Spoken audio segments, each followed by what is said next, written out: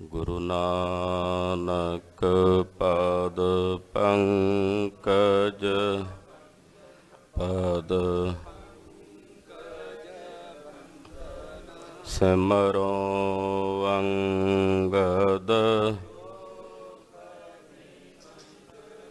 ਗੁਰ ਅਮਰਦਾਸ ਹਿਰਦੈ ਨਿਤ ਸ਼੍ਰੀ ਗੁਰੂ ਰਾਮਦਾਸ ਗੁਰੂ ਅਰਜਨ ਬਿਘਨਨ ਕੇ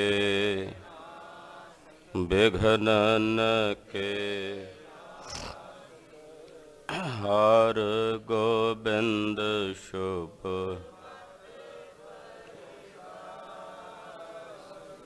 ਸ਼੍ਰੀ ਹਰਿ ਰਾਇ ਨਮੋ ਕਰ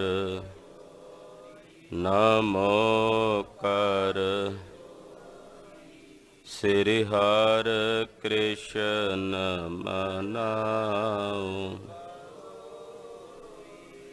ਤੇਗ ਬਹਾਦਰ ਪਰਮ ਵਾਹਿਗੁਰੂ ਪਰਮ ਕਿਰਪਾਲਾ ਸ੍ਰੀ ਗੁਰੂ ਗੋਬਿੰਦ ਸਿੰਘ ਬੇਸਾਲਾ ਤਹਰੋਂ ਤਹਰਾ ਪਰ ਪੁੰਨ ਸੀਸਾ ਜੀ ਪੁੰਨ ਸੀਸਾ ਬੰਦੋਂ ਬਾਰ ਜਗਦੀਸਾ ਏਕੰਕਾਰ ਸਤਿਗੁਰੂ ਤਿਹ ਪ੍ਰਸਾਦ ਸਚ ਹੋਏ। ਵਾਹਿਗੁਰੂ ਜੀ ਕੀ ਫਤਿਹ ਹੈ ਬਿਘਨ ਬਿਨਾਸਨ ਸੋਏ। ਜਿਸ ਮਹਿ ਅੰਮ੍ਰਿਤ ਗਿਆਨ ਹੈ ਮਾਨਕ ਭਗਤ ਵੈਰਾਗ। ਗੁਰੂ ਗ੍ਰੰਥ ਸਾਹਿਬ ਉਦਦ ਬੰਦੋਂ ਕਰ ਅਨੁਰਾਗ। ਗੁਰੂ ਗ੍ਰੰਥ ਸਾਹਿਬ ਉਦਦ ਬੰਦੋਂ ਕਰ ਅਨੁਰਾਗ। ਸਤਨਾਮ ਸ੍ਰੀ ਵਾਹਿਗੁਰੂ ਸਾਹਿਬ ਜੀ। ਦੋਹਰਾ ਜਹਾਂ ਬਨੀ ਅਚਵੀ ਤਹੀਂ ਲਾਲਚ ਅਚਵਨ ਨਾਹੇ। ਜੈਸੇ ਦੇਵ ਹੈ ਆਨ ਕੋ ਉਰ ਕਰ ਹਰਖ ਸੁਖਾਹੇ। ਵਾਹਿਗੁਰੂ ਜੀ ਕਾ ਖਾਲਸਾ ਵਾਹਿਗੁਰੂ ਜੀ ਕੀ ਫਤਿਹ। ਜੁਗੋ ਜੁਗ ਅਟਲ ਸਤਿਗੁਰੂ ਸਰਬ ਸਾਂਝੀ ਵਾਲਤਾ ਦੇ ਸਾਂਝੇ ਰਹਿਬਰ ਸਤਿਗੁਰੂ। ਸਤਿਗੁਰ ਬਾਣੀ ਪੁਰਖ ਪੁਰਖੋਤਮ ਬਾਣੀ ਸਿਉ ਚਿਤ ਲਾਵੈ ਗੋ। ਗੁਰਬਾਣੀ ਸੁਨਤ ਮੇਰਾ ਮਨ ਦਰਵਿਆ ਮਨ ਭੀਨਾ ਨਿਜ ਘਰ ਆਵੈ ਗੋ। ਸ੍ਰੀ ਗੁਰੂ ਗ੍ਰੰਥ ਸਾਹਿਬ ਜੀ ਮਹਾਰਾਜ ਜੀ ਦੀ ਪਵਿੱਤਰ ਪਾਵਨ ਹਜ਼ੂਰੀ 'ਚ ਜੁੜ ਬੈਠੀ ਗੁਰੂ ਕੀ ਸਾਜੀ ਔਰ ਨਵਾਜੀ ਹੋਈ ਗੁਰੂ ਕਾ ਖਾਸ ਰੂਪ ਗੁਰੂ ਖਾਲਸਾ ਸਾਧ ਸੰਗਤ, ਵੱਡਿਆਂ ਭਾਗਾਂ ਵਾਲੇ ਹੋ ਕੇ ਸੰਧਿਆ ਵੇਲੇ ਦੇ ਸਜੇ ਦੀਵਾਨਾਂ 'ਚ ਨਿਤਾ ਪ੍ਰਤੀ ਹਾਜ਼ਰੀਆਂ ਭਰ ਕੇ ਜੁੜ ਕੇ ਜਗਤ ਗੁਰੂ ਸ੍ਰੀ ਗੁਰੂ ਨਾਨਕ ਦੇਵ ਸਾਹਿਬ ਜੀ ਦੇ ਪਾਵਨ ਪਵਿੱਤਰ ਇਤਿਹਾਸ ਦੀ ਲੜੀਵਾਰ ਕਥਾ ਆਪ ਜੀ ਬਹੁਤ ਹੀ ਅਦਬ ਸਤਿਕਾਰ ਸ਼ਰਧਾ ਭਾਵਨਾ ਸਹਿਤ ਸਰਵਣ ਕਰ ਰਹੇ। ਗੁਰੂ ਨਾਨਕ ਸਾਹਿਬ ਦੀ ਇਹ ਕਥਾ ਪਾਰ ਬ੍ਰਹਮ ਪਰਮੇਸ਼ਰ ਦੀ ਕਥਾ ਹੈ ਕਿ ਨਿਰੰਕਾਰ ਨੇ ਆਕਾਰ ਲੈ ਕੇ ਜੋ ਚੋਜ ਕੀਤੇ ਹੈ ਸੰਸਾਰ ਵਿੱਚ, ਜੀਵਾਂ ਦਾ ਭਲਾ ਕੀਤਾ ਹੈ, ਕਲਿਆਣ ਕੀਤੀ ਹੈ, ਇਹ ਉਹ ਕਥਾ ਹੈ। ਤੋ ਇਹ ਨਿਰੰਕਾਰ ਦੀ ਕਥਾ, ਹਰੀ ਦੀ ਕਥਾ, ਪਰਮੇਸ਼ਰ ਦੀ ਕਥਾ ਸਭ ਤੋਂ ਉੱਤਮ ਤੇ ਸ੍ਰੇਸ਼ਟ ਕਥਾ ਹੈ। ਸਭ ਤੇ ਉੱਤਮ ਹਰ ਕੀ ਕਥਾ, ਇਹ ਸਭ ਤੋਂ ਉੱਤਮ ਹੈ, ਸਭ ਤੋਂ ਸ੍ਰੇਸ਼ਟ ਹੈ। ਸਾਨੂੰ ਸਤਿਗੁਰਾਂ ਨੇ ਬਖਸ਼ਿਸ਼ ਕੀਤੀ ਹੈ ਕਿ ਇਸ ਕਥਾ ਨੂੰ ਕਹਿਣ ਤੇ ਸੁਣਨ ਦਾ ਸੁਭਾਗ ਬਖਸ਼ਿਸ਼ ਕੀਤਾ। ਸਤਿਗੁਰੂ ਗਰੀਬ ਨਵਾਜ ਪਾਤਸ਼ਾਹ ਜੀ ਏਮਨਾਬਾਦ ਨਗਰ ਵਿੱਚ ਬਿਰਾਜਮਾਨ ਨੇ। ਮਲਕ ਭਾਗੋ ਨੇ ਬ੍ਰਹਮ ਭੋਜ ਕੀਤਾ। ਮਲਕ ਭਾਗੋ ਏਮਨਾਬਾਦ ਨਗਰ ਦੇ ਪਠਾਨ ਦਾ ਮੰਤਰੀ ਹੈ, ਜਿਹਨੇ ਦੁਰਾਚਾਰ ਕਰਕੇ ਲੋਕਾਂ ਦੇ ਗਲ ਵੱਢ ਕੇ ਹੱਕ ਖੋਹ ਕੇ ਆਪਣੇ ਖਜ਼ਾਨੇ ਭਰੇ ਹੈ। ਲੋਕਾਂ ਕੋਲੋਂ ਵਾਹ-ਵਾਹ ਖੱਟਣ ਵਾਸਤੇ ਨੇ ਬ੍ਰਹਮ ਭੋਜ ਕੀਤਾ। ਇੱਕ ਬ੍ਰਾਹਮਣ ਨੇ ਸਤਿਗੁਰੂ ਗੁਰੂ ਨਾਨਕ ਸਾਹਿਬ ਨੂੰ ਵੀ ਨਿਉਂਦਾ ਦਿੱਤਾ। ਸਤਿਗੁਰਾਂ ਆਖਿਆ, ਸਾਨੂੰ ਲੋੜ ਨਹੀਂ ਉੱਥੇ ਆਉਣ ਦੀ, ਕਿਉਂਕਿ ਨਾ ਅਸੀਂ ਖੱਤਰੀਆਂ ਵਿੱਚ ਹਾਂ, ਨਾ ਬ੍ਰਾਹਮਣਾਂ ਵਿੱਚ ਹਾਂ, ਨਾ ਸ਼ੂਦਰਾਂ 'ਚ, ਨਾ ਵੈਸ਼ਾਂ 'ਚ। ਤੁਸੀਂ 4 ਵਰਨਾਂ ਦੇ ਲੋਕਾਂ ਨੂੰ ਸੱਦਿਆ ਤੇ ਦਰਵੇਸ਼ਾਂ ਦਾ ਕੋਈ ਵਰਣ ਨਹੀਂ ਹੁੰਦਾ। ਅਸੀਂ ਸਾਈਂ ਦੇ ਦਰਵੇਸ਼ ਹਾਂ। ਮਲਕ ਭਾਗੋ ਨੂੰ ਬ੍ਰਾਹਮਣ ਨੇ ਜਾ ਕੇ ਚੁਗਲੀ ਕੀਤੀ ਤੇ ਸਤਿਗੁਰਾਂ ਨੂੰ ਜਬਰੀ ਬੁਲਾਉਣ ਵਾਸਤੇ ਨੇ ਬੰਦੇ ਭੇਜੇ। ਸਤਿਗੁਰੂ ਗੁਰੂ ਨਾਨਕ ਸਾਹਿਬ ਜੀ ਮਹਾਰਾਜ ਜੀ ਚੱਲ ਕੇ ਮਲਕ ਭਾਗੋ ਦੇ ਘਰ ਪਹੁੰਚੇ। ਮਲਕ ਭਾਗੋ ਕਹਿਣ ਲੱਗਾ, ਜੀ ਤੁਸੀਂ ਸਾਡੇ ਬ੍ਰਹਮ ਭੋਜ ਵਿੱਚ ਨਹੀਂ ਆਏ, ਭੋਜਨ ਨਹੀਂ ਛਕਿਆ। ਪਾਤਸ਼ਾਹ ਕਹਿਣ ਲੱਗੇ, ਸਾਡੇ ਕੋਲ ਜਿਸ ਤਰ੍ਹਾਂ ਦਾ ਹਾਜ਼ਰ ਹੋ ਜੇ ਅਸੀਂ ਛਕ ਲੈਂਦੇ ਹਾਂ, ਕਿਤੇ ਜਾ ਕੇ ਛਕਣ ਦੀ ਸਾਨੂੰ ਕੋਈ ਲਾਲਸਾ ਨਹੀਂ, ਲਾਲਚ ਨਹੀਂ।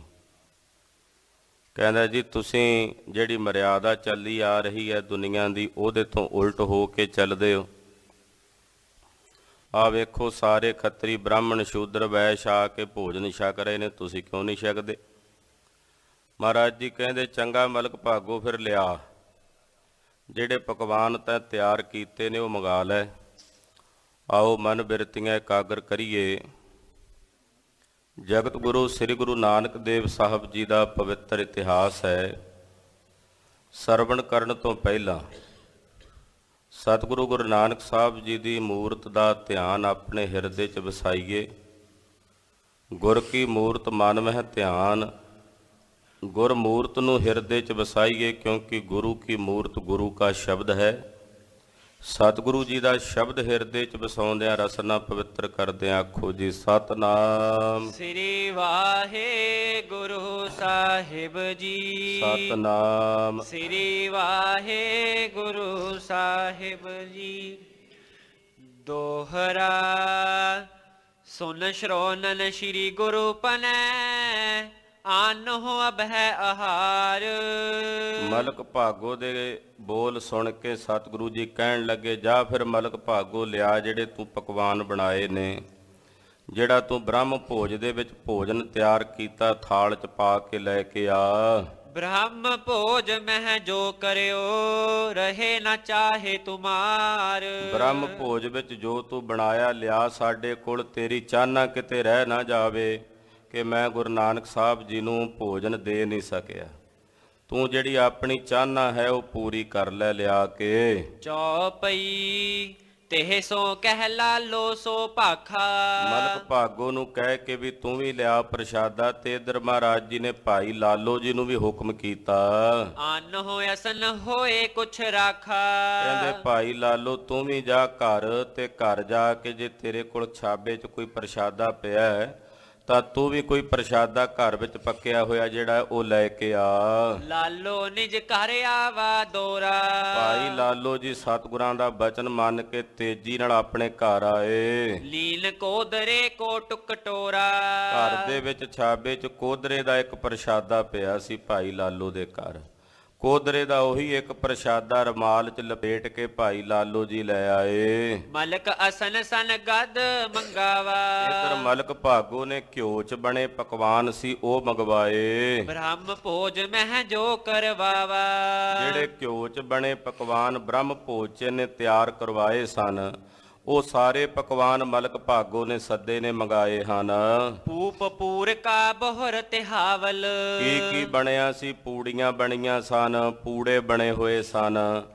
ਇਸੇ ਤਰ੍ਹਾਂ ਤਿਹਾਵਲ ਕੜਾਹ ਬਣਿਆ ਹੋਇਆ ਸੀ, ਉਹ ਮੰਗਵਾਇਆ ਹੈ। ਵਿਵਿਧ ਆਹਾਰ ਮੰਗਾਏ ਉਤਾਵਲ। ਉਹਦੇ ਤੋਂ ਇਲਾਵਾ ਹੋਰ ਵੀ ਜਿਹੜੀਆਂ ਸਬਜ਼ੀਆਂ ਭਾਜੀਆਂ ਤਰਕਾਰੀਆਂ ਬਣੀਆਂ ਸੀ ਉਹ ਥਾਲ ਵਿੱਚ ਪਵਾ ਕੇ ਮਲਕ ਭਾਗੋ ਨੇ ਮੰਗਾ ਲਈਆਂ। ਆਗੇ ਸ਼੍ਰੀ ਨਾਨਕ ਕੇ ਰਾਖੇ। ਉਹ ਕਈ ਤਰ੍ਹਾਂ ਦੇ ਪਕਵਾਨ ਥਾਲ 'ਚ ਪਰੋਸੇ ਹੋਏ ਧੰਨ ਗੁਰੂ ਨਾਨਕ ਸਾਹਿਬ ਸੱਚੇ ਪਾਤਸ਼ਾਹ ਜੀ ਮਹਾਰਾਜ ਜੀ ਦੇ ਅੱਗੇ ਲਿਆ ਕੇ ਰੱਖ ਦਿੱਤੇ। ਖਾਹੋ ਚਾਹੋ ਸੋਇਓ ਮੁਖ ਭਾਖੇ। ਮਲਕ ਭਾਗੋ ਬੋਲਿਆ, ਲਓ ਨਾਨਕ ਤਪਾ ਜੀ, ਜਿੰਨੀ ਤੁਹਾਡੀ ਇੱਛਾ ਉਸ ਇੱਛਾ ਦੇ ਅਨੁਸਾਰ ਇਹ ਭੋਜਨ ਛਕੋ। ਲਾਲੋ ਕੀ ਦਿਸ਼ ਦੇਖ ਦਇਆਲਾ। ਮਲਕ ਭਾਗੋ ਨੇ ਜਦੋਂ ਥਾਲ ਰੱਖ ਦਿੱਤਾ, ਲਾਗੇ ਹੀ ਭਾਈ ਲਾਲੋ ਜੀ ਸਨ। ਭਾਈ ਲਾਲੋ ਵੱਲ ਮਹਾਰਾਜ ਗੁਰੂ ਨਾਨਕ ਸਾਹਿਬ ਸੱਚੇ ਪਾਤਸ਼ਾਹ ਨੇ ਵੇਖਿਆ। ਲੀਨ ਕੋਦਰੇ ਟੁਕਤ ਤਕਾਲਾ।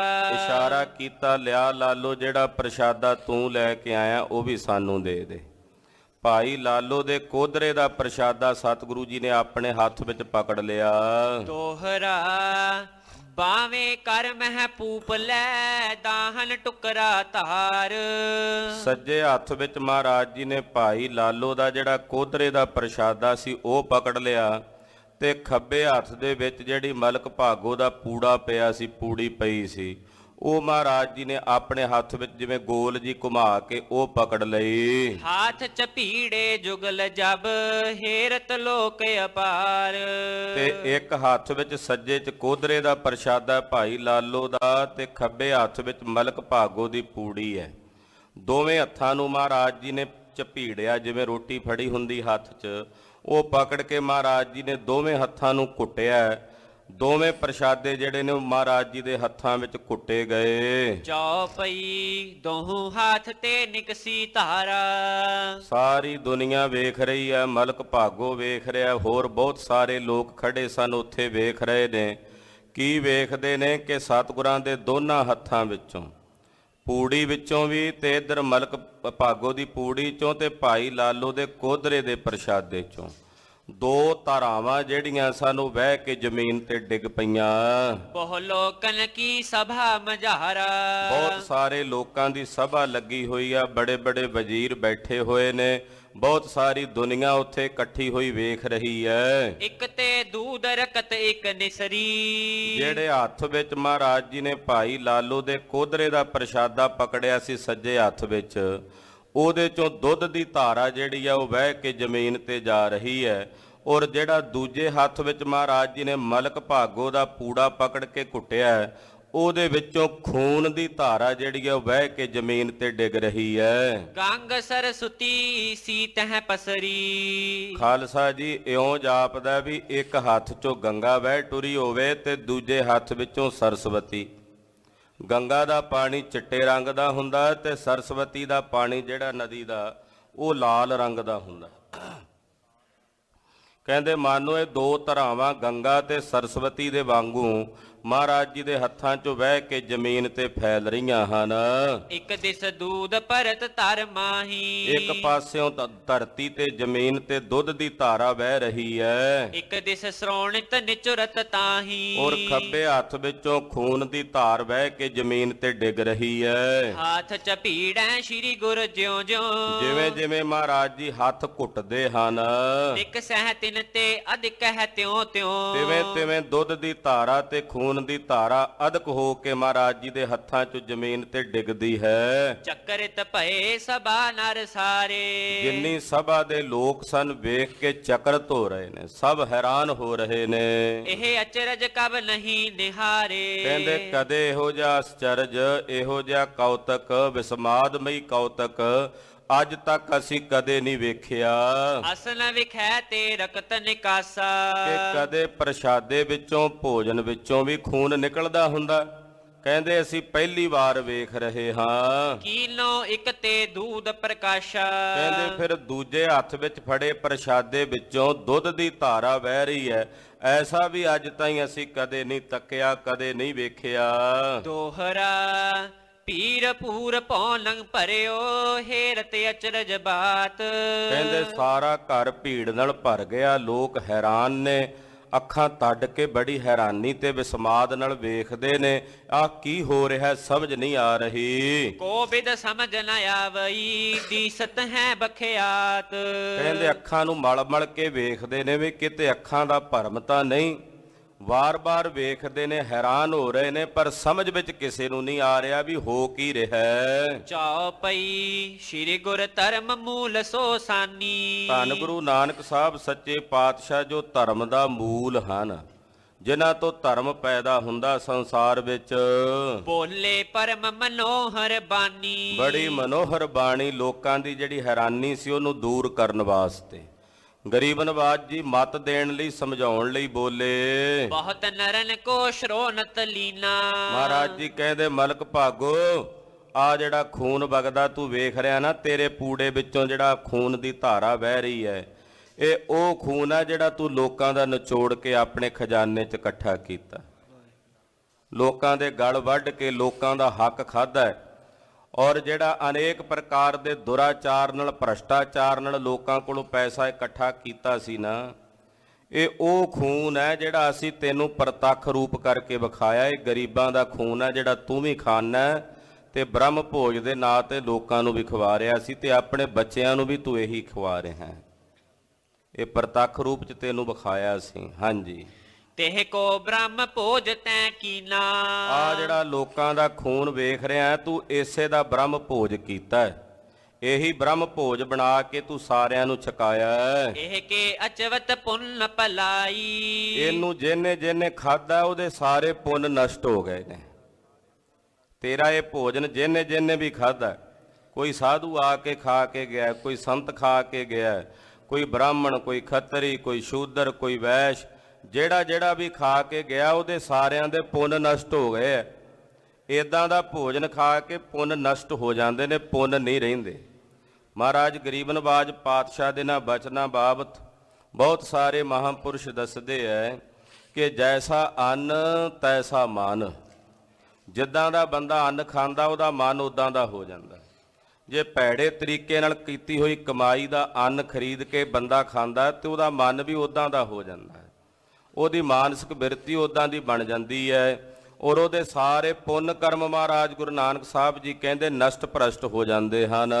ਕਲ ਮਲ ਸੋ ਤਨ ਕੀਏ ਇਕਠਾਈ। ਆ ਤੂੰ ਪਾਪ ਕਰ ਕਰਕੇ ਇੱਕ ਜਗ੍ਹਾ ਤੇ ਪੈਸਾ ਇਕੱਠਾ ਕੀਤਾ ਸੀ ਮਲਕ ਭਾਗੋ।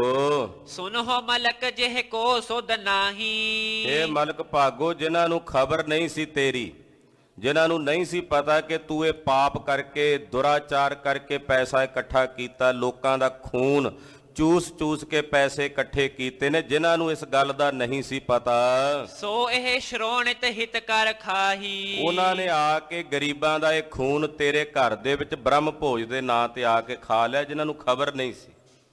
ਉਹਨਾਂ ਨੇ ਆ ਕੇ ਖੂਨ ਖਾਧਾ। ਆ ਜਿੰਨੇ ਲੋਕ ਮੇਰੇ ਆਲੇ ਦੁਆਲੇ ਮਹਾਰਾਜ ਜੀ ਕਹਿੰਦੇ ਖੜੇ, ਜਿਨ੍ਹਾਂ ਨੇ ਤੇਰਾ ਬ੍ਰਹਮ ਭੋਜ ਖਾਧਾ ਹੈ ਨਾ, ਉਹਨਾਂ ਸਾਰਿਆਂ ਨੇ ਆ ਖੂਨ ਖਾਧਾ ਗਰੀਬਾਂ ਦਾ, ਨਿਮਾਣਿਆਂ ਦਾ। ਜਿਨ੍ਹਾਂ ਨੂੰ ਪਤਾ ਹੀ ਨਹੀਂ ਸੀ, ਗਿਆਨ ਹੀ ਨਹੀਂ ਸੀ, ਉਹ ਤੇਰੇ ਘਰ ਆ ਕੇ ਬ੍ਰਹਮ ਭੋਗ ਦੇ ਨਾਂ ਤੇ ਖੂਨ ਭਖ ਕੇ ਗਏ ਹਨ।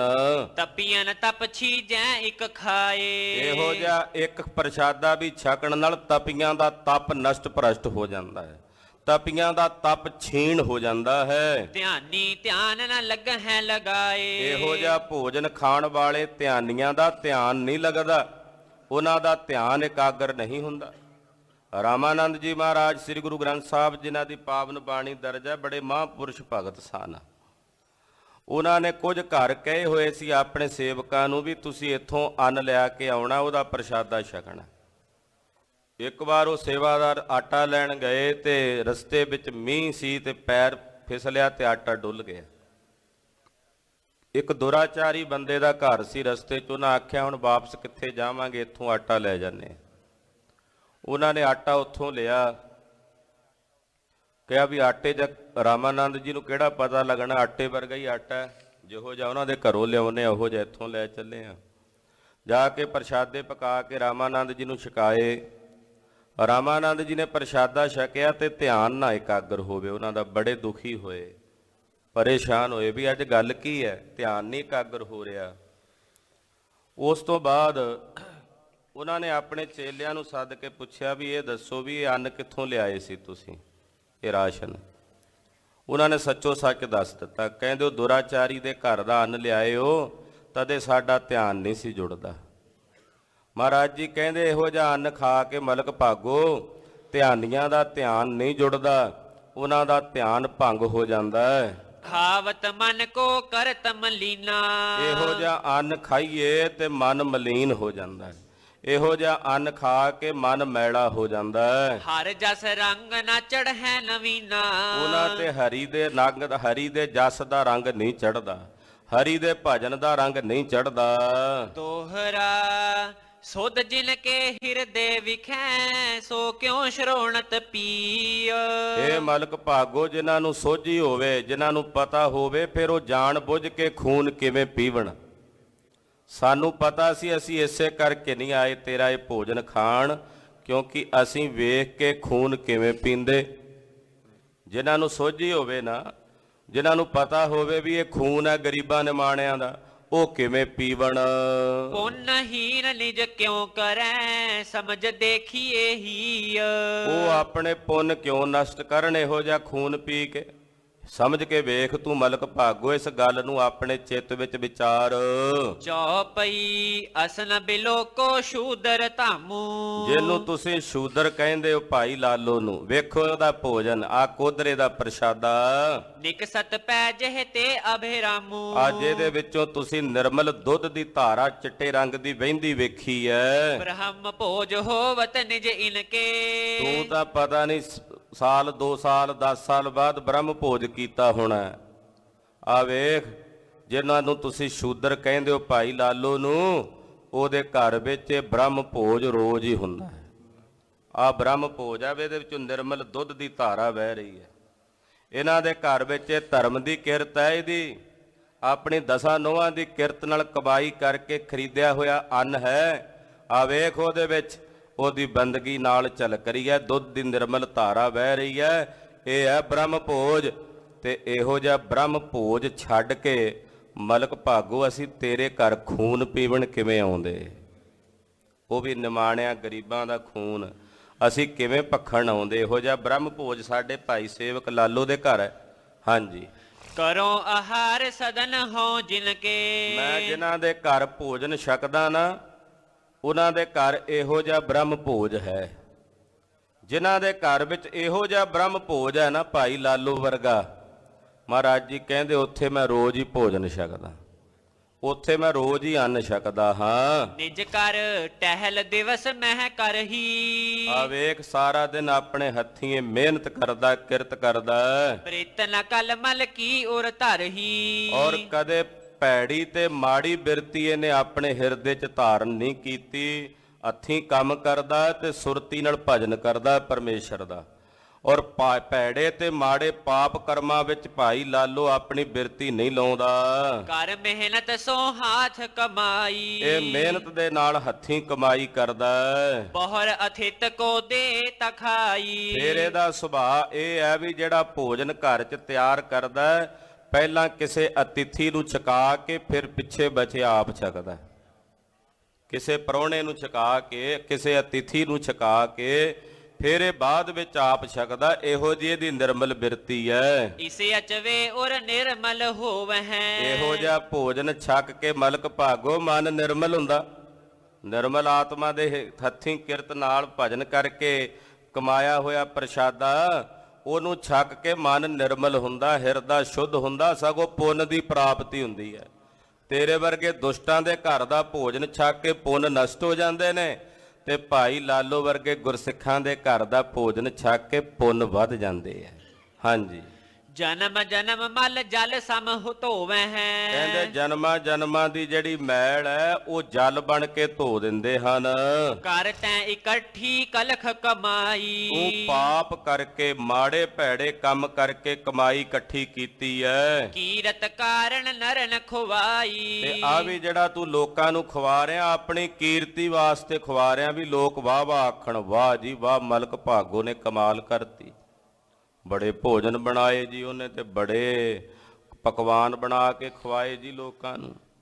ਕਹਿੰਦੇ ਲੋਕਾਂ ਕੋਲੋਂ ਝੂਠੀ ਕੀਰਤੀ ਪ੍ਰਾਪਤ ਕਰਨ ਵਾਸਤੇ ਤੂੰ ਇਹ ਲੋਕਾਂ ਨੂੰ ਖਵਾ ਰਿਹਾ, ਜਿਹੜੀ ਤੂੰ ਪਾਪ ਕਰਕੇ ਇਕੱਠੀ ਕੀਤੀ ਹੈ। ਪਾਪ ਛਪਾਵਤ ਨਿਜ ਮਨ ਮਾਹੀ। ਜਿਹੜੇ ਪਾਪ ਤੂੰ ਕੀਤੇ ਨੇ ਤੂੰ ਆਪਣੇ ਮਨ 'ਚ ਛੁਪਾਉਣਾ ਚਾਹੁੰਦਾ, ਵੀ ਇਹਨਾਂ ਨੂੰ ਲੋਕਾਂ ਨੂੰ ਨਾ ਪਤਾ ਲੱਗੇ। ਲੋਕਾਂ ਵਿੱਚ ਤੂੰ ਧਰਮੀ ਹੋ ਕੇ ਪ੍ਰਗਟ ਹੋਣਾ ਚਾਹੁੰਦਾ। ਨਹਿਨ ਸੁਨਾਏ ਦਿਖਾਵਹਿ ਕਾਹੀ। ਜਿਹੜੇ ਪਾਪ ਤੂੰ ਲੋਕਾਂ ਕੋਲੋਂ ਛੁਪਾ ਕੇ ਮਨ 'ਚ ਇਕੱਠੇ ਕਰਕੇ ਰੱਖ ਰਿਹਾ, ਸੁਣਾਉਂਦਾ ਨਹੀਂ, ਨਾ ਹੀ ਕਿਸੇ ਨੂੰ ਵਿਖਾਉਣਾ। ਕਿੱਕਰ ਬੀਜ ਜਿਉ ਧਰਤ ਮਝਾਰੀ। ਇਸ ਤਰ੍ਹਾਂ ਨੇ ਇਹ ਪਾਪ ਤੂੰ ਆਪਣੇ ਮਨ 'ਚ ਛੁਪਾਉਣਾ ਨਾ ਮਲਕ ਭਾਗੋ, ਇਹ ਇਦਾਂ ਨੇ ਜਿਵੇਂ ਕਿੱਕਰ ਦੇ ਬੀਜ ਕਿਸੇ ਨੇ ਜ਼ਮੀਨ ਦੇ ਵਿੱਚ ਬੀਜ ਦਿੱਤੇ ਹੋਣ। ਉਗ ਲਗ ਕੰਟਕ ਦੇ ਦੁਖ ਭਾਰੀ। ਹੁਣ ਉਹ ਕਿੰਨਾ ਕੁ ਚਿਰ ਬੀਜੇ ਰਹਿਣਗੇ? ਉਹ ਕਿੱਕਰ ਦੇ ਬੀਜ ਅਖੀਰ ਨੂੰ ਉਗਦੇ ਐ, ਤੇ ਜਦੋਂ ਉਗਦੇ ਆ ਨਾ, ਜਿਹਨੇ ਬੀਜੇ ਹੁੰਦੇ ਆ ਉਸੇ ਨੂੰ ਕੰਡੇ ਬਣ ਕੇ ਚੁੱਭਦੇ ਐ, ਉਹਨੂੰ ਦੁੱਖ ਦਿੰਦੇ ਐ। ਜਿਹੜੇ ਪਾਪ ਕਰਕੇ ਤੂੰ ਅੰਦਰ ਛੁਪਾ ਰਿਹਾ ਨਾ, ਇਹਨਾਂ ਨੇ ਕਿੱਕਰ ਬਣ ਕੇ ਉਗਣਾ ਤੇ ਤੇਰੇ ਲਈ ਇਹੀ ਦੁਖਦਾਈ ਹੋਣੇ ਹਨ। ਇਹ ਜੋ ਪੁੰਨ ਕਰ ਸਭ ਨ ਦਿਖਾਵਾ। ਤੇ ਆ ਜਿਹੜਾ ਤੂੰ ਬਾਹਰੋਂ ਪੁੰਨ ਕਰਕੇ ਲੋਕਾਂ ਨੂੰ ਵਿਖਾਉਣਾ ਕਿ ਮੈਂ ਲੰਗਰ ਲਾਇਆ ਹੋਇਆ ਹੈ, ਇਹ ਬਾਹਰੋਂ ਪੁੰਨ ਕਰਕੇ ਜਿਹੜਾ ਲੋਕਾਂ ਨੂੰ ਵਿਖਾ ਰਿਹਾ ਹੈ, ਸੋ ਜਸ ਪਾਏ ਹਿਰਦੇ ਗਰਬਾਵਾ। ਔਰ ਲੋਕਾਂ ਕੋਲੋਂ ਵਾਹ ਕਰਾ ਕੇ ਤੂੰ ਹੰਕਾਰ ਦੇ ਵਿੱਚ ਹੈਂਕੜ 'ਚ ਟੁਰਿਆ ਫਿਰਦਾ।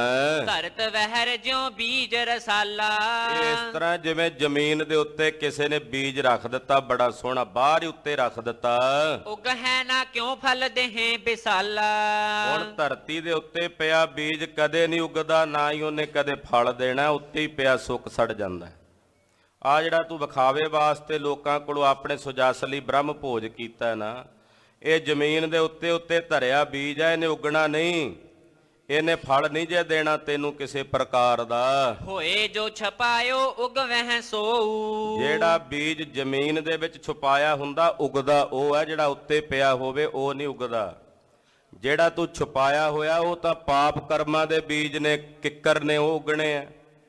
ਜਿਹੜਾ ਤੂੰ ਆ ਵਿਖਾ ਕੇ ਉੱਤੇ ਕਰਮ ਕਰ ਰਿਹਾ, ਉਹ ਧਰਤੀ ਦੇ ਉੱਤੇ ਪਿਆ ਬੀਜ ਹੈ, ਉਗਣਾ ਨਹੀਂ, ਕਿਉਂਕਿ ਬੀਜ ਹਮੇਸ਼ਾ ਉਹ ਉਗਦਾ ਹੈ ਜਿਹੜਾ ਧਰਤੀ ਦੇ ਵਿੱਚ ਧਸ ਜਾਂਦਾ ਹੈ, ਜਿਹੜਾ ਧਰਤੀ ਵਿੱਚ ਛੁਪਿਆ ਹੁੰਦਾ ਹੈ। ਯਹੀ ਰੀਤ ਜਾਣੈ ਸਭ ਕੋ। ਇਹੀ ਰੀਤ ਸਾਰਾ ਸੰਸਾਰ, ਸਾਰਾ ਜਗਤ ਜਾਣਦਾ ਹੈ। ਤੁਝ ਕੋ ਹੋਵੈ ਦੋਨੋਂ ਵਿਪਰੀਤਾ। ਤੇਰੇ ਵਾਸਤੇ ਦੋਵੇਂ ਹੀ ਕੰਮ ਵਿਪਰੀਤ ਨੇ, ਦੋਵੇਂ ਹੀ ਕੰਮ ਉਲਟ ਨੇ। ਸਭ ਜਾਣੋ ਜਬ ਦੇ ਜਮ ਪੀਤਾ।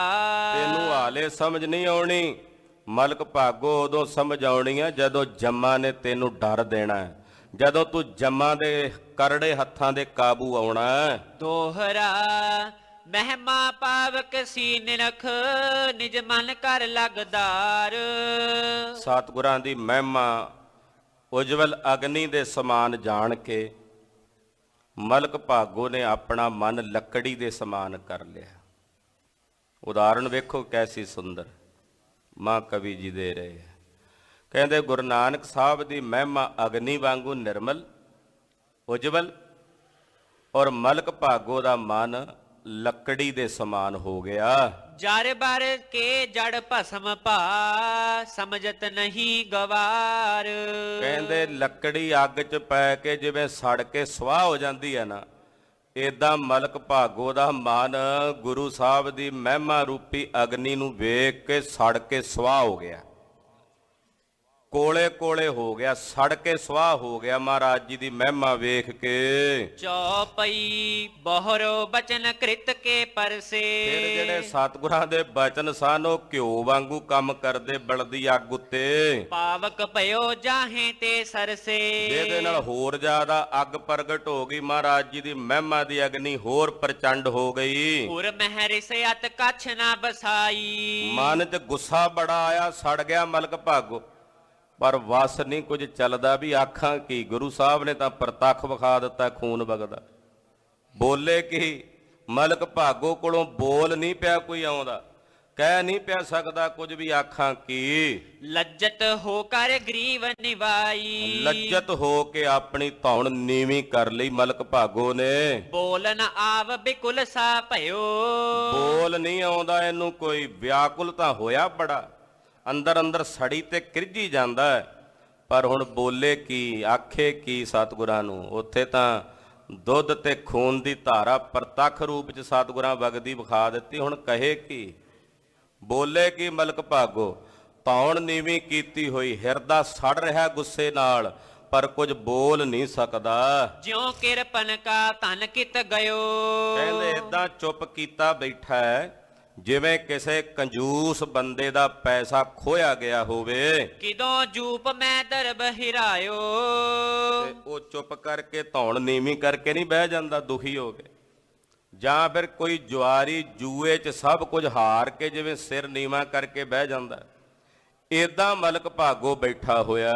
ਚੋਰ ਜਾਰ ਜਿਉ ਬੋਲ ਨਾ ਆਇਓ। ਜਿਵੇਂ ਕੋਈ ਚੋਰ ਐਨ ਮੌਕੇ ਦੇ ਉੱਤੇ ਚੋਰੀ ਕਰਦਾ ਪਕੜਿਆ ਜੇ ਮੌਕੇ ਦੇ ਉੱਤੇ, ਫਿਰ ਉਹਨੂੰ ਕੋਈ ਬੋਲ ਨਹੀਂ ਆਉਂਦਾ, ਸਿਰ ਨੀਵਾਂ ਕਰਕੇ ਲੋਕਾਂ ਦੀਆਂ ਲਾਹਨਤਾਂ ਚੱਲਦਾ ਹੈ। ਜਿਵੇਂ ਕੋਈ ਯਾਰ ਯਾਨੀ ਕਿ ਮਾੜਾ ਭੈੜਾ ਕੰਮ ਕਰਦਾ ਦੁਰਾਚਾਰੀ ਬੰਦਾ ਮੌਕੇ ਦੇ ਫੜਿਆ ਜਾਏ, ਉਹ ਸਿਰ ਨੀਵਾਂ ਕਰਕੇ ਖਲੋ ਜਾਂਦਾ ਹੈ। ਏਦਾਂ ਮਲਕ ਭਾਗੋ ਸਿਰ ਨੀਵਾਂ ਕਰਕੇ ਬੈਠਾ, ਬੋਲ ਨਹੀਂ ਆਉਂਦਾ ਇਹਨੂੰ ਕੋਈ। ਊਚ ਨੀਚ ਹੇਰੈ ਨਰ ਠਾਂਡੇ। ਉੱਥੇ ਉੱਚੇ ਨੀਵੇਂ ਲੋਕ ਖੜੇ ਚਾਰੇ ਪਾਸੇ ਵੇਖ ਰਹੇ ਨੇ ਮਲਕ ਭਾਗੋ ਵੱਲ, ਸਤਿਗੁਰੂ ਗੁਰੂ ਨਾਨਕ ਸਾਹਿਬ ਵੱਲ। ਚਿਤ ਮਹਿ ਅਧਿਕ ਬਿਸਮਤਾ ਬਾਡੇ। ਸਾਰਿਆਂ ਦੇ ਚਿੱਤ ਬਿਸਮਾਦ ਵਿੱਚ ਨੇ, ਹੈਰਾਨੀ ਸਾਰਿਆਂ ਦੇ ਮਨਾਂ ਵਿੱਚ ਹੋ ਰਹੀ ਹੈ। ਸ਼੍ਰੀ ਨਾਨਕ ਉਠ ਬਾਹਰ ਆਏ। ਧੰਨ ਗੁਰੂ ਨਾਨਕ ਦੇਵ ਸਾਹਿਬ ਸੱਚੇ ਪਾਤਸ਼ਾਹ ਜੀ ਮਹਾਰਾਜ ਉੱਠ ਕੇ ਬਾਹਰ ਨੂੰ ਆ ਗਏ ਉੱਥੋਂ ਚੱਲ ਕੇ। ਮਨ ਹੋ ਗਿਆਨ ਕੋ ਤਰਨ ਸੁਹਾਏ। ਇਉਂ ਜਾਪਦਾ ਜਿਵੇਂ ਗਿਆਨ ਦਾ ਸੂਰਜ ਚੜ੍ਹਿਆ ਹੋਵੇ। ਗੁਰੂ ਨਾਨਕ ਸਾਹਿਬ ਇਉਂ ਜਾਪਦੇ ਨੇ ਜਿਵੇਂ ਗਿਆਨ ਦਾ ਤਰਨ ਸੂਰਜ ਚੜ੍ਹਿਆ ਹੋਵੇ। ਦੋਹਰਾ ਲਾਲੋ ਜਿਨ ਕੇ ਸੰਗ ਹੈ ਅੰਗ ਉਮੰਗਤ ਭਾਜੋ। ਭਾਈ ਲਾਲੋ ਜੀ ਸਤਿਗੁਰੂ ਸੱਚੇ ਪਾਤਸ਼ਾਹ ਦੇ ਨਾਲ ਨਾਲ ਆ ਰਹੇ ਹੈ, ਜਿਨ੍ਹਾਂ ਦੇ ਮਨ 'ਚ ਬੜੀ ਖੁਸ਼ੀ, ਬੜਾ ਖੇੜਾ। ਸਿੱਖ ਉਦੋਂ ਬੜਾ ਹੀ ਖੁਸ਼ ਹੁੰਦਾ। ਕਿਸੇ ਆਖਿਆ ਸਿੱਖ ਨੂੰ ਖੁਸ਼ੀ ਕਦੋਂ ਹੁੰਦੀ ਹੈ? ਕਿਸੇ ਪੁੱਛਿਆ ਸਿੱਖ ਕਦੋਂ ਖੁਸ਼ ਹੁੰਦਾ? ਕਹਿੰਦੇ ਜਦੋਂ ਪੈਸਾ ਮਿਲੇ, ਸ਼ੌਹਰਤ ਮਿਲੇ, ਕਿ ਸਿੱਖ ਖੁਸ਼ ਹੋ ਜਾਂਦਾ? ਕਹਿੰਦੇ ਨਹੀਂ। ਕਹਿੰਦੇ ਸਿੱਖ ਨੂੰ ਕੋਈ ਉੱਚਾ ਰੁਤਬਾ ਮਿਲੇ, ਪਦਵੀ ਮਿਲੇ, ਵਡਿਆਈ ਮਿਲੇ ਤੇ ਖੁਸ਼ ਹੋ ਜਾਂਦਾ? ਕਹਿੰਦੇ ਨਹੀਂ।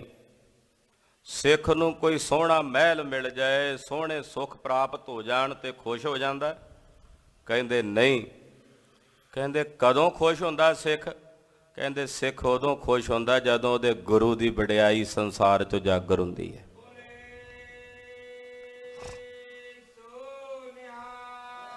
ਸਤਿ ਸ੍ਰੀ ਅਕਾਲ।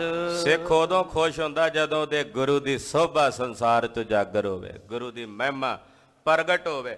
ਤੇ ਜੇ ਕੋਈ ਆਪਣੀ ਰਸਨਾ ਤੋਂ ਗੁਰੂ ਕੀ ਮਹਿਮਾ ਗੁਰੂ ਕੇ ਸਿੱਖ ਨੂੰ ਸੁਣਾਵੇ, ਸੁਣਦਿਆਂ ਸਾਰ ਗੁਰੂ ਕਾ ਸਿੱਖ ਖੇੜੇ 'ਚ ਖਿੜ ਜਾਂਦਾ, ਖੁਸ਼ੀ ਦੇ ਨਾਲ ਉਹਦਾ ਹਿਰਦਾ ਭਰ ਜਾਂਦਾ ਹੈ। ਉਦੋਂ ਸਿੱਖ ਖੁਸ਼ ਹੁੰਦਾ।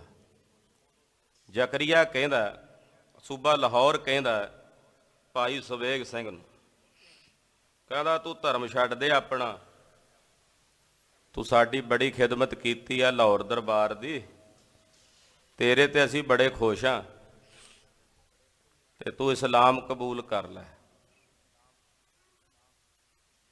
ਤੇ ਭਾਈ ਸੁਬੇਗ ਸਿੰਘ ਜੀ ਅੱਗੋਂ ਜਵਾਬ ਦਿੰਦੇ, ਕਹਿੰਦੇ ਆ ਸੂਬਾ ਲਾਹੌਰ, ਜੇ ਤੂੰ ਮੇਰੇ ਤੇ ਖੁਸ਼ ਹੈ ਨਾ, ਤੇ ਤੂੰ ਚਾਹੁੰਦਾ ਵੀ ਮੈਂ ਵੀ ਖੁਸ਼ ਹੋ ਜਾ, ਕਿਉਂਕਿ ਤੇਰੇ ਦਿੱਤੇ ਲਾਲਚਾਂ ਨਾਲ ਮੈਂ ਖੁਸ਼ ਨਹੀਂ ਹੋਣਾ। ਤੂੰ ਨਵਾਬੀਆਂ ਦਿੰਨਾ, ਬਹੁਤ ਕੁਝ ਦੇ ਰਿਹਾ, ਮੈਂ ਖੁਸ਼ ਨਹੀਂ ਹੋਣਾ। ਜੇ ਤੂੰ ਚਾਹੁੰਦਾ ਵੀ ਮੈਂ ਖੁਸ਼ ਹੋ ਜਾਵਾਂ ਤੇ ਤੇਰਾ ਵੀ ਮਨ ਮੇਰੇ ਤੇ ਖੁਸ਼ ਹੈ, ਤੇ ਫਿਰ ਮੈਨੂੰ ਇਹ ਆਖ ਕਿ ਸੁਬੇਗ ਸਿਆ ਤੇਰੀ ਸਿੱਖੀ ਕੇਸਾਂ ਸਵਾਸਾਂ ਨਾਲ ਨਿਭ ਜੇ। ਸਤਿ ਸ੍ਰੀ ਅਕਾਲ।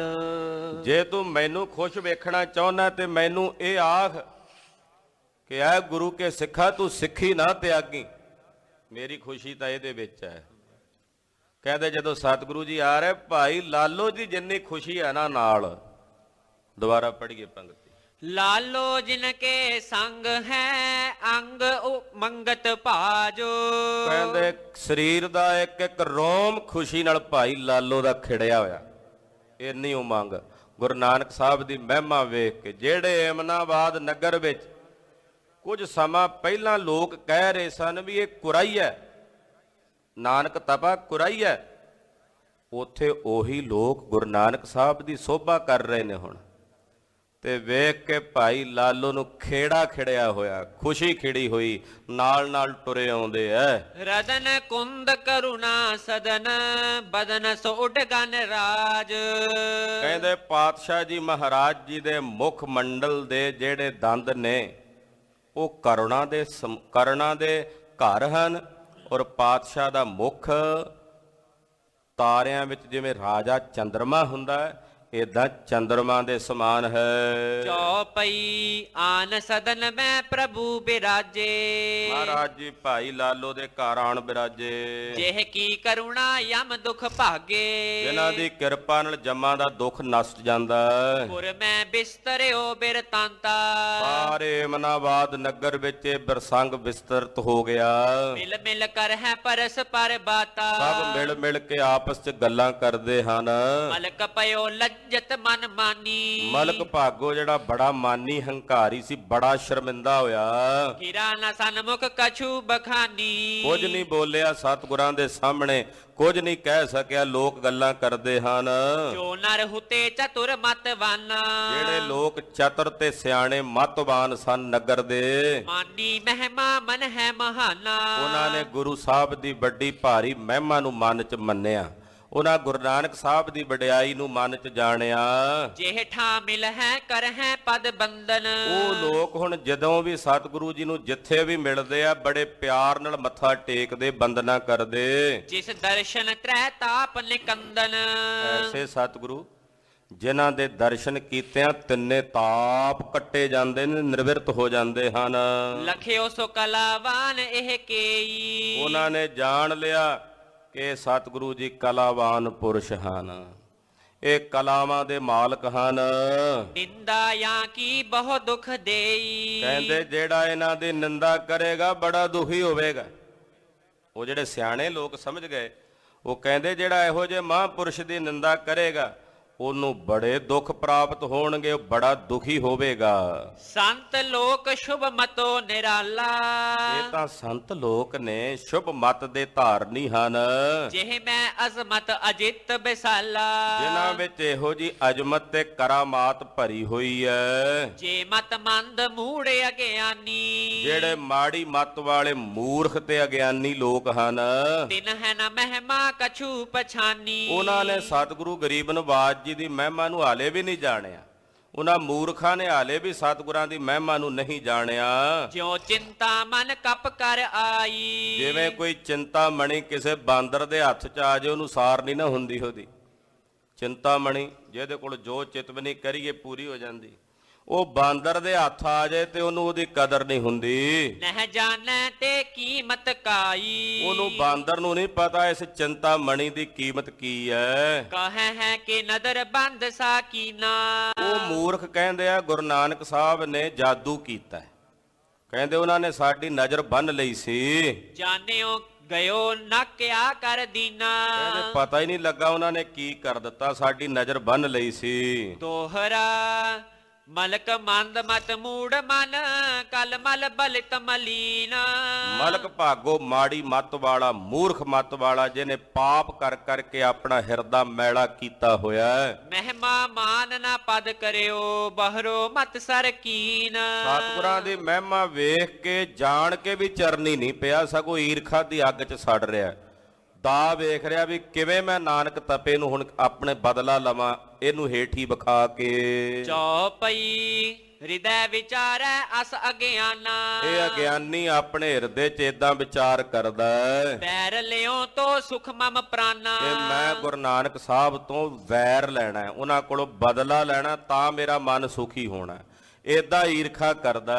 ਲੱਜਤ ਕੀਨੋ ਮੋਹਿ ਬਹੁ ਮਾਹੀ। ਮੈਨੂੰ ਗੁਰੂ ਸਾਹਿਬ ਨੇ ਬਹੁਤੇ ਲੋਕਾਂ 'ਚ ਸ਼ਰਮਿੰਦਾ ਕੀਤਾ।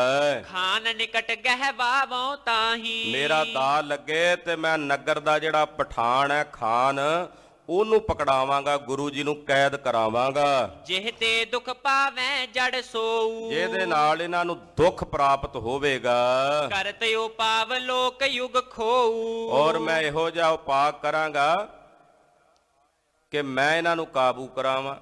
ਪਰ ਮੂਰਖ ਨੂੰ ਇਹ ਨਹੀਂ ਪਤਾ ਵੀ ਮੈਂ ਜਿਹੜਾ ਉਪਾਅ ਕਰਨ ਲੱਗਾ ਇਹਦੇ ਨਾਲ ਮੇਰੇ ਦੋਵੇਂ ਜਹਾਨ ਖਤਮ ਹੋ ਜਾਣੇ, ਲੋਕ ਪਰਲੋਕ ਵਿਗੜ ਜਾਣਾ।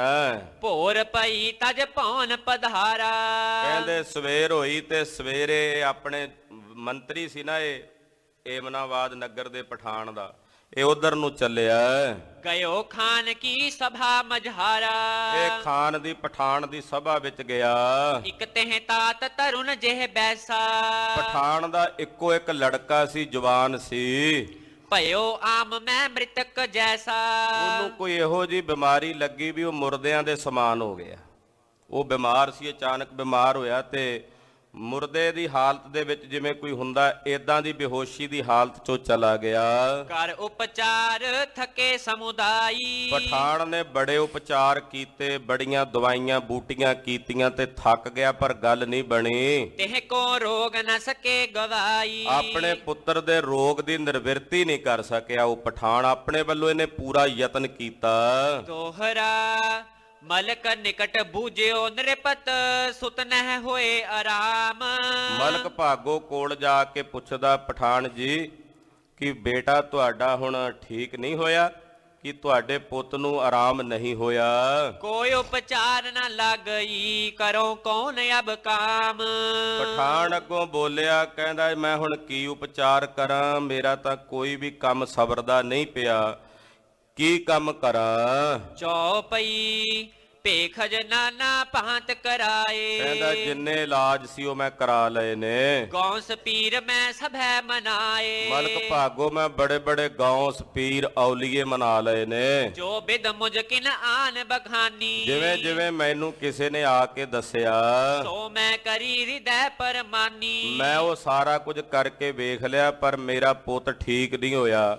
ਉਹ ਉਸੇ ਤਰ੍ਹਾਂ ਬੇਹੋਸ਼ੀ ਦੀ ਹਾਲਤ 'ਚ ਪਿਆ ਤੇ ਸਮਝ ਨਹੀਂ ਆਉਂਦੀ ਉਹਨੂੰ ਕੀ ਬਿਮਾਰੀ ਹੈ। ਸੁਨ ਕਰ ਭਾਗੋ ਮਨ ਮਹਿ ਗੁਨੀਆਂ। ਮਲਕ ਭਾਗੋ ਦਾ ਮਾੜਾ ਮਨ ਉਸੇ ਵੇਲੇ, ਇਹ ਤਾਂ ਪਹਿਲਾਂ ਹੀ ਸੋਚ ਰਿਹਾ ਸੀ ਵੀ ਕਿਹੜੇ ਤਰੀਕੇ ਗੁਰੂ ਨਾਨਕ ਸਾਹਿਬ ਨੂੰ ਇੱਥੇ ਫੜਾਵਾਂ। ਇਹਨੇ ਵੇਖਿਆ ਵੀ ਹੁਣ ਮੌਕਾ ਮਿਲ ਗਿਆ। ਇਹਨੇ ਆਪਣੇ ਮਨ 'ਚ ਸੋਚਿਆ, ਭਾਗੋ ਮਲਕ ਨੇ, ਜੋ ਚਾਹਤ ਸੋ ਕਾਰਜ ਬਨੀਆਂ। ਕਹਿੰਦਾ ਇਹ ਤਾਂ ਗੱਲ ਬਣ ਗਈ, ਜੋ ਮੈਂ ਚਾਹੁੰਦਾ ਸੀ ਉਹ ਕੰਮ ਬਣ ਗਿਆ। ਬੋਲਿਓ ਦੁਸ਼ਟ ਮੰਦ ਮਤ ਮਾਨੀ। ਇਹ ਦੁਸ਼ਟ ਮਾੜੀ ਮੱਤ ਵਾਲਾ ਬੋਲਿਆ ਮਲਕ ਭਾਗੋ। ਜਿਹ ਤੇ ਨਰਕ ਪਾਏ ਦੁਖ ਖਾਨੀ। ਇਹੋ ਜੇ ਬੋਲ ਬੋਲਿਆ ਜਿਹਦੇ ਕਰਕੇ ਇਹਨੂੰ ਨਰਕਾਂ ਦੇ ਵਿੱਚ ਦੁੱਖ ਪ੍ਰਾਪਤ ਹੋਣਾ। ਕਹੋ ਫਕੀਰ ਕਾਮਲ ਹੈ ਕੋਊ। ਕਹਿਣ ਲੱਗਾ, ਪਠਾਨ ਜੀ ਕਿਸੇ ਕਾਮਲ ਫਕੀਰ ਨੂੰ ਸੱਦਣਾ ਸੀ, ਫੜ ਕੇ ਮੰਗਾਓ ਕਿਸੇ ਫਕੀਰ ਨੂੰ। ਇਹ ਨਹੀਂ ਆਖਿਆ ਵੀ ਕਿਸੇ ਫਕੀਰ ਨੂੰ ਬੇਨਤੀ ਕਰਕੇ ਬੁਲਾ। ਕਹਿੰਦਾ ਕਿਸੇ ਫਕੀਰ ਨੂੰ, ਕੋਈ ਕਾਮਲ ਫਕੀਰ ਹੋਵੇ ਉਹਨੂੰ ਫੜ ਕੇ ਲਿਆਓ ਇੱਥੇ। ਤੁਮ ਸੁਤ ਬੇਦਨ ਖੋਵੈ ਸੋਊ। ਉਹ ਤੇਰੇ ਪੁੱਤਰ ਦਾ ਰੋਗ ਦੂਰ ਕਰੇਗਾ, ਤੇਰੇ ਪੁੱਤਰ ਦੀ ਬਿਮਾਰੀ ਦੂਰ ਕਰੇਗਾ। ਤਿਨ ਬਿਨ ਰੋਜ ਤਨ ਜਾਏ ਨਾ ਕੈਸੇ। ਕਿਉਂਕਿ ਕਿਸੇ ਕਾਮਲ ਫਕੀਰ ਤੋਂ ਬਿਨਾ ਤੇਰੇ ਪੁੱਤਰ ਦਾ ਹੁਣ ਰੋਗ ਜਾਣਾ ਨਹੀਂ ਕਿਸੇ ਤਰੀਕੇ ਨਾਲ।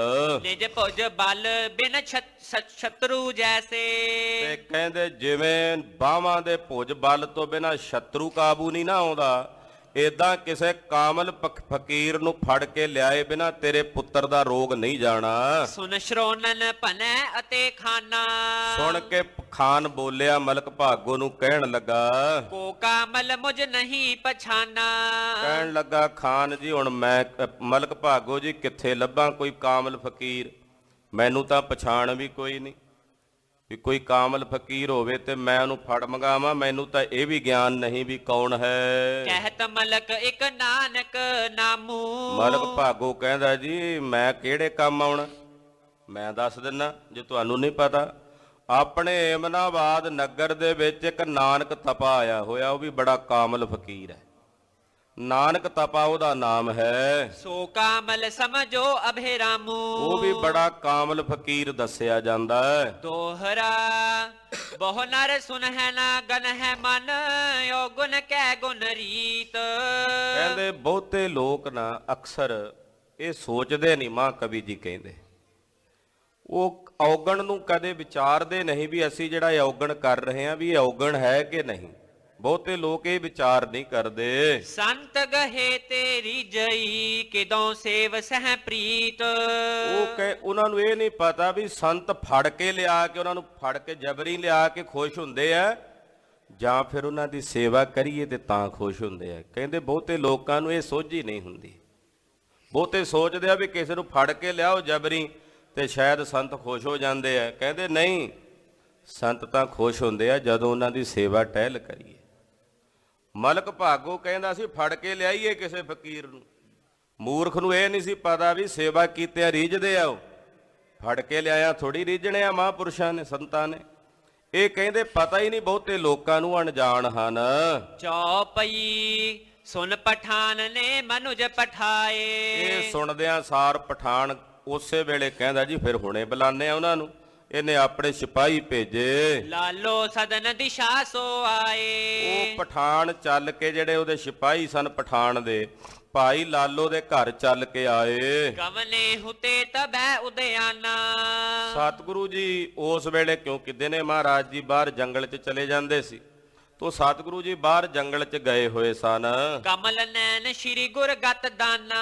ਜੋ ਕਮਲ ਨੈਣ ਨੇ ਔਰ ਮੁਕਤੀ ਦਾਤੇ ਹਨ। ਕਹੇ ਕਿ ਚਲੋ ਪੁਵਾਲ ਬੁਲਾਏ। ਇਹ ਉੱਥੇ ਹੀ ਪਿੱਛੇ ਪਿੱਛੇ ਚਲੇ ਗਏ। ਜਾ ਕੇ ਕਹਿਣ ਲੱਗੇ ਨਾਨਕ ਤਪਾ ਜੀ ਤੁਹਾਨੂੰ ਸਾਡੇ ਰਾਜੇ ਨੇ ਸੱਦਿਆ, ਖਾਨ ਜੀ ਨੇ ਬੁਲਾਇਆ। ਕਰਹੁ ਨਾਹੀਂ ਤੋ ਗਹਿਲੇ ਜਾਏ। ਜੇ ਨਾ ਕਰੋਗੇ ਤੇ ਫਿਰ ਅਸੀਂ ਫੜ ਕੇ ਲੈ ਜਾਾਂਗੇ, ਜਾਂ ਆਪਣੇ ਆਪ ਟੁਰ ਪਓ। ਜੇ ਨਾ ਕਰੋਗੇ ਤੇ ਫਿਰ ਨਹੀਂ ਤਾਂ ਅਸੀਂ ਤੁਹਾਨੂੰ ਪਕੜ ਕੇ ਲੈ ਕੇ ਜਾਵਾਂਗੇ। ਕਮਲ ਬਦਨ ਸੁਨ ਕਰ ਤਿਨ ਬਾਨੀ। ਮਹਾਰਾਜ ਜੀ ਨੇ ਸੁਣਿਆ ਇਹਨਾਂ ਦੇ ਬੋਲ। ਗਵਨੇ ਸੰਗ ਨਿਰਪਤ ਇਸ ਥਾਨੀ। ਮਹਾਰਾਜ ਜੀ ਕਹਿੰਦੇ ਚਲੋ ਚੱਲਦੇ ਆ, ਤੁਹਾਡੇ ਰਾਜੇ ਨੂੰ ਵੀ ਮਿਲ ਲੈਨੇ ਆ ਚੱਲ ਕੇ। ਪਾਤਸ਼ਾਹ ਜੀ ਨਾਲ ਸਿਪਾਹੀਆਂ ਦੇ ਨਾਲ ਨਾਲ ਟੁਰ ਪਏ। ਵੈਸੇ ਨਿਕਟ ਜਾਏ ਜਗਤੇਸ਼ਾ। ਜਗਤ ਦੇ ਮਾਲਕ ਸਤਿਗੁਰੂ ਸੱਚੇ ਪਾਤਸ਼ਾਹ ਪਠਾਨ ਦੀ ਸਭਾ 'ਚ ਗਏ ਤੇ ਜਾ ਕੇ ਬੈਠ ਗਏ। ਬੋਲਿਓ ਦਰ ਸਭੇ ਲੋਕ ਨਰੇਸ਼ਾ। ਜਦੋਂ ਇਹ ਪਠਾਨ ਰਾਜਾ ਸੀ ਏਮਨਾਬਾਦ ਦਾ, ਇਹਨੇ ਜਦੋਂ ਸਤਿਗੁਰਾਂ ਦੇ ਦਰਸ਼ਨ ਕੀਤੇ ਤੇ ਬੋਲਿਆ, ਭੋ ਫਕੀਰ ਮਮ ਸੁਤ ਕੋ ਰੋਗੂ। ਕਹਿਣ ਲੱਗਾ ਹੇ ਫਕੀਰ, ਮੇਰੇ ਪੁੱਤਰ ਨੂੰ ਕੋਈ ਰੋਗ ਲੱਗਾ ਹੋਇਆ ਹੈ। ਦੇਹੋ ਗਵਾਏ ਕਰਹੋ ਨਹਿ ਸੋਗੂ। ਮੇਰੇ ਪੁੱਤਰ ਦਾ ਰੋਗ ਦੂਰ ਕਰ ਦਿਓ, ਉਹਦਾ ਸੋਗ ਨਿਵਾਰ ਦਿਓ। ਨਤ ਰਾਖੋ ਮੈਂ ਕੈਦ ਮਝਾਰਾ। ਫਿਰ ਡਰਾਵਾ ਦਿੰਦਾ, ਕਹਿੰਦਾ ਜੇ ਤੁਸੀਂ ਮੇਰੇ ਪੁੱਤਰ ਦਾ ਰੋਗ ਦੂਰ ਨਾ ਕੀਤਾ ਤੇ ਮੈਂ ਤੁਹਾਨੂੰ ਕੈਦ 'ਚ ਸੁੱਟਾਂਗਾ, ਕੈਦ ਕਰਾਂਗਾ। ਵੇਖੋ ਕਿੰਨੀ ਮਾੜੀ ਬਿਰਤੀ ਹੋਵੇਗੀ ਇਹ ਪਠਾਨ ਦੀ, ਮਾੜੇ ਭਾਗ ਵੀ ਜਿਹੜੇ ਤੇਰੇ ਪੁੱਤ ਨੂੰ ਠੀਕ ਕਰਨ ਦੀ ਸਮਰੱਥਾ ਰੱਖਦੇ ਆ, ਉਹਨਾਂ ਨੂੰ ਕੈਦ 'ਚੋਂ ਨਿਕਲਣਾ ਕੋਈ ਔਖਾ ਕੰਮ ਹੈ? ਉਹ ਕੈਦ 'ਚੋਂ ਨਹੀਂ ਨਿਕਲ ਸਕਦੇ। ਕਹਿਣ ਲੱਗਾ ਜਾਂ ਤਾਂ ਤੁਸੀਂ ਮੇਰੇ ਪੁੱਤ ਨੂੰ ਠੀਕ ਕਰ ਦਿਓ, ਨਹੀਂ ਤਾਂ ਫਿਰ ਮੈਂ ਤੁਹਾਨੂੰ ਪਕੜ ਕੇ ਕੈਦ ਕਰਾਂਗਾ। ਨਹਿ ਛੋਡੋ ਨਹਿ ਦਿਓ ਆਹਾਰਾ। ਨਾ ਮੈਂ ਤੁਹਾਨੂੰ ਛੱਡਣਾ ਤੇ ਨਾ ਹੀ ਮੈਂ ਤੁਹਾਨੂੰ ਫਿਰ ਭੋਜਨ ਦੇਣਾ। ਹਾਂਜੀ, ਸੁਨ ਬੋਲੇ ਸ਼੍ਰੀ ਨਾਨਕ ਬਚਨਾ। ਸੁਣ ਕੇ ਜਗਤ ਗੁਰੂ ਗੁਰੂ ਨਾਨਕ ਸਾਹਿਬ ਸੱਚੇ ਪਾਤਸ਼ਾਹ ਬੋਲੇ, ਤੂੰ ਭਾ ਮੋਹ ਬੰਦ ਪੈ ਮੈਂ ਪਚਨਾ। ਮਹਾਰਾਜ ਜੀ ਕਹਿਣ ਲੱਗੇ ਪਠਾਨ ਖਾਨ, ਤੂੰ ਆਪਣੇ ਪੁੱਤ ਦੇ ਮੋਹ ਦੇ ਰੰਗ ਵਿੱਚ ਰੰਗਿਆ ਹੋਇਆ। ਤੈਨੂੰ ਆਪਣੇ ਪੁੱਤ ਦਾ ਮੋਹ ਜਿਹੜਾ ਉਹੀ ਅੰਨਾ ਕਰੀ ਬੈਠਾ। ਜਿਸ ਕੋ ਹਤਨ ਚਹਿਤ ਹੋ ਰੋਗੂ। ਜਿਹਦੀ ਤੂੰ ਬਿਮਾਰੀ ਠੀਕ ਕਰਨਾ ਚਾਹੁੰਦਾ, ਆਪਣੇ ਜਿਸ ਪੁੱਤਰ ਦਾ ਤੂੰ ਰੋਗ ਦੂਰ ਕਰਨਾ ਚਾਹੁੰਦਾ, ਸੋ ਤੋ ਪਹੁੰਚਤ ਭਾਇਮ ਲੋਗੂ। ਤੇਰਾ ਉਹ ਪੁੱਤਰ ਤਾਂ ਜਮਲੋਕ ਚਲਾ ਵੀ ਗਿਆ, ਉਹਦੀ ਤਾਂ ਮੌਤ ਵੀ ਹੋ ਗਈ ਆ ਘਰ। ਮਹਾਰਾਜ ਜੀ ਕਹਿੰਦੇ ਇਹਨੂੰ ਪਤਾ ਨਹੀਂ ਸੀ। ਮਹਾਰਾਜ ਜੀ ਕਹਿੰਦੇ ਵੀ ਜਿਹੜੇ ਪੁੱਤਰ ਦੀ ਤੂੰ ਆਪਣੀ ਬਿਮਾਰੀ ਠੀਕ ਕਰਨਾ ਚਾਹੁੰਦਾ, ਤੇਰਾ ਉਹ ਪੁੱਤ ਤਾਂ ਭਾਈ ਪਰਲੋਕ ਨੂੰ ਚਲਾ ਵੀ ਗਿਆ, ਜਮਲੋਕ ਨੂੰ ਟੁਰ ਵੀ ਗਿਆ। ਸੁਧ ਨਿਕੇਤ ਕੀਲੇ ਹੋ ਮੰਗਾਈ। ਜਾ ਘਰ ਆਪਣੇ ਖਬਰ ਤੇ ਮੰਗਾ, ਇੱਥੇ ਕਚਹਿਰੀ 'ਚ ਬੈਠਾ ਤੇਰੇ ਘਰ ਕੀ ਹੁੰਦਾ ਹੈ? ਮਹਾਰਾਜ ਜੀ ਕਹਿੰਦੇ ਉਹਨਾਂ ਦੀ ਵੀ ਖਬਰ ਮੰਗਾ ਲੈ। ਨਿਕਟ ਬੈਠ ਕਿਉਂ ਗਾਲ ਬਜਾਈ। ਇੱਥੇ ਕੋਲ ਬਹਿ ਕੇ ਸਾਡੇ ਕੋਲ ਡਿੰਗਾ ਮਾਰਦਾ ਹੈ। ਮਹਾਰਾਜ ਜੀ ਕਹਿੰਦੇ ਤੇਰੇ ਘਰ ਕੀ ਹੁੰਦਾ, ਪਹਿਲਾਂ ਉਹ ਵੀ ਪਤਾ ਕਰ ਲੈ। ਸੁਨ ਬਿਸਮਤ ਕਰ ਨਰ ਕੋ ਭੇਜਾ। ਇਹ ਸੁਣਦਿਆਂ ਸਾਰ ਹੈਰਾਨ ਹੋਇਆ।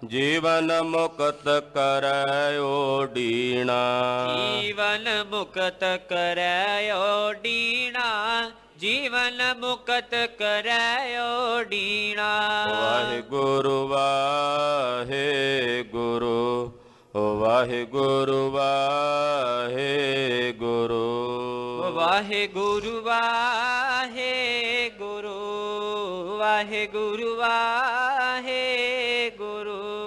ਹੇ ਅਚੁੱਤ ਹੈ ਪਾਰ ਬ੍ਰਹਮ, ਅਬਨਾਸੀ ਅਗਨਾਸ। ਹੇ ਪੂਰਨ ਹੈ ਸਰਬ ਮੈਂ, ਦੁਖ ਭੰਜਨ ਗੁਣਤਾਸ। ਹੇ ਸੰਗੀ ਹੈ ਨਿਰੰਕਾਰ, ਹੇ ਨਿਰਗੁਣ ਸਭ ਟੇਕ। ਹੇ ਗੋਬਿੰਦ ਹੈ ਗੁਣ ਨਿਧਾਨ, ਜਾ ਕੈ ਸਦਾ ਬਵੇਕ। ਹੇ ਅਪਰੰਪਰ ਹਰ ਹਰੇ, ਹੈ ਪੀ ਹੋਵਨ ਹਾਰ। ਹੇ ਸੰਤਹ ਕੈ ਸਦਾ ਸੰਗ, ਨਿਧਾਰਾ ਆਧਾਰ। ਹੇ ਠਾਕੁਰ ਹੋਂ ਦਾਸਰੋ, ਮੈਂ ਨਿਰਗੁਣ ਗੁਣ ਨਹੀਂ ਕੋਏ। ਨਾਨਕ ਦੀਜੈ ਨਾਮ ਦਾਨ, ਰਾਖੋ ਹੀਐ ਪਰੋਏ। ਆਏ ਪ੍ਰਭ ਸ਼ਰਨ